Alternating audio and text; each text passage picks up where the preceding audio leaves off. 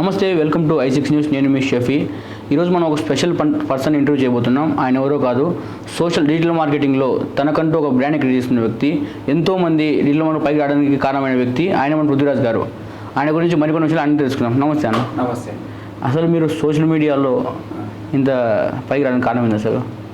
అంటే hard work అండి. So ఎంచుకున్న స్ట్రీమ్ని పట్టుదలకుండా సో దాని మీద వర్కౌట్ చేయడం ద్వారా సో ఇప్పుడు ఈ స్టేజ్లో అంటే మీ డిజిటల్ మార్కెట్లో ఉంది షార్ట్ ఫిల్మ్ కాంటెస్ట్ పెట్టడానికి కారణం ఏందన్న? సో షార్ట్ ఫిల్మ్ కాంటెస్ట్ ఎందుకు పెట్టామని అంటే డబ్బుల కోసం. అంటే చాలా మంది చూసాను కదా, డబ్బుల కోసం షార్ట్ ఫిల్మ్ కాంటెస్ట్లు పెడతారు, డబ్బులు ఇచ్చినాక మీ వాళ్ళకి మీరు ఫైల్ తీసుకుంటారు. సో అలా ఎందుకు అవుతుందండి? చాలా మంది బయట కూర్చున్నాను కదన్న.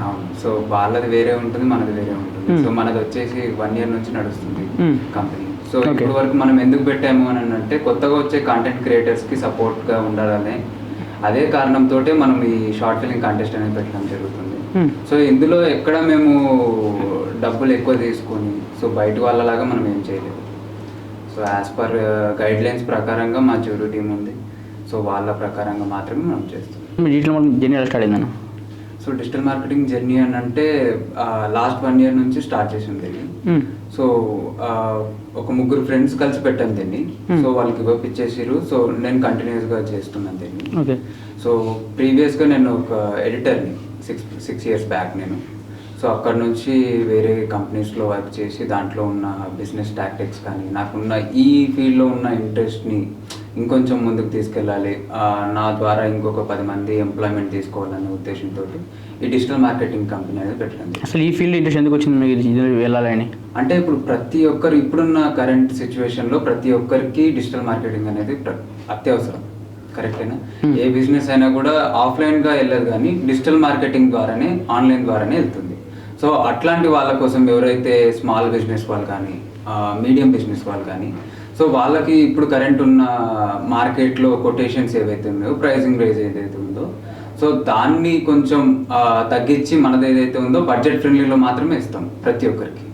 సో మిడిల్ క్లాస్ వాళ్ళు కానీ వాళ్ళ బిజినెస్ని ప్రమోట్ చేసుకోవడానికి డిజిటల్గా సో మనం వాళ్ళ రేంజ్ బడ్జెట్లో మాత్రమే మనం వాళ్ళకి ప్రొవైడ్ చేస్తాం. ఇప్పట్లో యూత్ అమ్మాయిలను అలాగే కాబడతారు, మీరు ఎందుకు డిజిటల్ మార్కెటింగ్ పడినారు? ఇప్పుడు అలా అనుకుంటే వర్క్ చేయలేం కదా. ఒకరి మీద ఆధారపడకుండా ఉండాలనే కదా. 90% యూత్ అలాగే ఉన్నారు కదా. అదే కరెక్టే. సో కానీ అంటే అమ్మాయిలు అవన్నీ కాకుండా సో మనం బిజినెస్లో ఎదగాలనే ఒక గోల్తో స్టార్ట్ చేయాలి. ఓకే, కొత్తగా బిజినెస్ పెట్టే వాళ్ళకి లేదా కొందరు డిప్రెషన్లో ఉంటారు, వాళ్ళకి గివ్ అప్ ఏమి ఇస్తారు మీరు?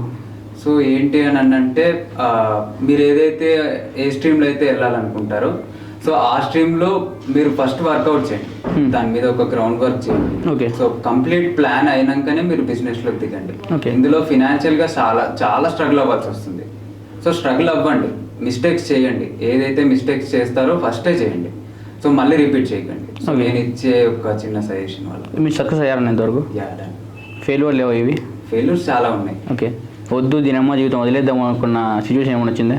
చాలా సిచ్యువేషన్స్ వచ్చాయి. ఏది వచ్చిందో చెప్పండి సిచ్యువేషన్. అంటే ఏమంటారు అంటే క్లయింట్స్తో మీటింగ్ అవ్వడం కానీ సో రిజెక్ట్ చేయడం కానీ ఇనిషియల్గా చాలా రిజెక్షన్స్ వచ్చాయి. ఓకే, అంటే చిన్న పిల్లోడు అంటే 21 yearsకి ఏం జరుగుతుందో ఏమవుతుందో అవ్వదో అన్న ఒక ఉద్దేశంతో చాలా మంది క్లయింట్స్ అనేది రిజెక్ట్ చేయడం జరిగింది. సో అవన్నిటిని మేము ప్లాన్అప్ చేసుకుంటూ దాన్ని కరెక్ట్ చేసుకుంటూ మా మిస్టేక్స్ ఏవైతే ఉన్నాయో కొటేషన్ ఇవ్వడంలో కానీ సో దాన్ని అవన్నిటిని కరెక్ట్ చేసుకుంటూ మేము దానిలోకి వచ్చాము. కానీ మధ్యలో స్ట్రగుల్స్ ఏంది అని అంటే ఈవెన్ దో ఒక్కొక్కసారి మాకు ఫుడ్కి కానీ ఏదైనా ఫినాన్షియల్గా కానీ చాలా స్ట్రగుల్ అయ్యింది. సో అప్పుడు అనిపించింది ఎందుకు ఇంత సఫర్ అవ్వడం, చాలా స్ట్రెస్ తీసుకోవడం అని. ఓకే, బిజినెస్ మీద మీకు ఈ మూవీ ఫీల్డ్ ఇంట్రెస్ట్ ఎందుకు వచ్చింది? అంటే స్టార్టింగ్ నాకు మూవీ ఫీల్డ్ అండి. ఓకే, సో నేను 6 years బ్యాక్ రామాయణంలో చేశాను ఎడిటర్గా. సో దాని తర్వాత ఒక 2 years అక్కడ చేసి దాన్ని గివ్ అప్ ఇచ్చేసాను. సో అది మనకు సెట్ అవ్వదు, ఏదో ఒక ఫీల్డ్లోకి వెళ్దాం అన్నట్టు న్యూస్ ఛానల్స్లో దానిలో చేసాము. సో అక్కడ వాళ్ళు ఫాలో అయ్యే ప్యాటర్న్ కానీ వాళ్ళ బిజినెస్ టాక్టిక్స్ కానీ సో ప్రతి ఒక్కటి అందులో నేర్చుకుంటూ ఏదైనా నేర్చుకుంటేనే వస్తుంది అంటారు కదా. సో అట్లా నేర్చుకొని ప్రతిదీ ట్రైన్ అవుతూ ఇక్కడ బిజినెస్ పెట్టడం స్టార్ట్. ఓకే అన్న, ఏంటి ఏజ్ ఎంత అన్న? నాకు 21 years అండి. 21 yearsకి ఒక బౌన్సరు, 2-3 అబ్బాయి వెనకాల మనుషులు, అసలు సింగిల్ గేమ్ హైదరాబాద్కి వచ్చారు, ఏదో జర్నీ ఎలా స్టార్ట్ అసలు ఎలా చేసింది అంతా? అంటే చెప్పాను కదా, అసలు బౌన్సర్ అవసరం ఎందుకన్నా మీకు? బౌన్సర్ అవసరం ఎందుకు అని అంటే ఇప్పుడున్న కరెంట్ సిచ్యువేషన్లో కాంపిటీటర్స్ ఎలా ఉంటారో మీకు తెలుసు. సో మేము ఇప్పుడు తీసుకునే క్లయింట్స్ ఎవరైతే ఉన్నారో హైలీ పెయిడ్ వాళ్ళు, అంటే వాళ్ళ క్వాలిటీ వేరు. సో కొంచెం పెద్ద క్లయింట్స్ ఉన్నారు కాబట్టి మాకు కాంపిటీటర్స్ నుంచి వచ్చే ప్రెజర్ వల్ల బయట చూసే వాళ్ళు బౌన్సర్ ఎందుకు చాలా బిల్డప్ అనుకుంటారు కదా. ఆ బిల్డప్ అనుకుంటే అది వర్కౌట్ అవ్వదు. అనుకునే వాళ్ళు చాలా మంది అనుకుంటారు. అవును. సో ఇప్పుడు నేను స్టార్ట్అప్ చేసినప్పుడు నేను ఒక్కనే తిరిగాను.